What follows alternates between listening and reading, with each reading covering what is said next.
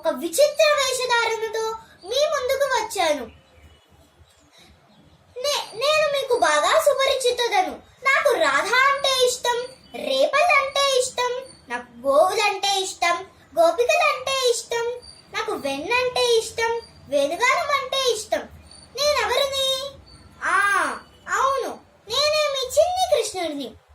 ద్వాపర యుగంలో నేను అర్జునుని యుద్ధానికి సిద్ధం చేసి కర్మ సిద్ధాంతం తెలుపుతూ భగవద్గీతను బోధించి విజయాన్ని సమకూర్చాను. ఈ 21వ శతాబ్దంలో మీతోనే ఉన్న శత్రువుతో విజయాన్ని సాధించటానికి బోధ చేయుటకు వచ్చిన మీ కృష్ణుడను.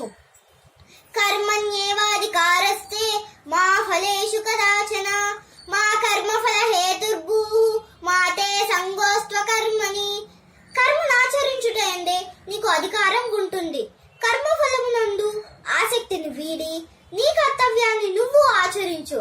నేటి యువతకు నా సందేశం ఒక్కటే, స్వధర్మమపి చావేక్ష్య నవికంపితుమర్హసి. నీ ధర్మాన్ని పాటించడానికి నువ్వు భయపడవలసిన అవసరం లేదు. జీవితం ఒక ధర్మక్షేత్రం, కురుక్షేత్రం.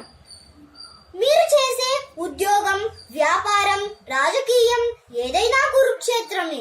ఈ జీవితాన్ని ఒక ధర్మక్షేత్రంగా భావించి ధర్మ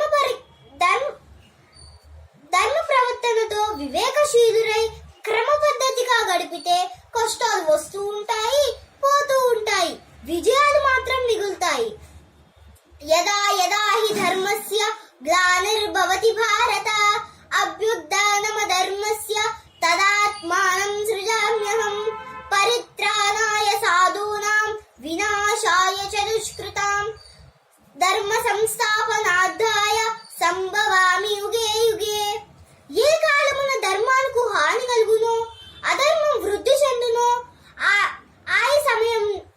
సమయం నందు శిష్ట రక్షణ, దుష్ట శిక్షణ, ధర్మ సంరక్షణల కొరకు ప్రతి యుగన అవతారం దాల్చుతాను. సర్వే జనా సుఖినో భవంతు. ధన్యవాదం.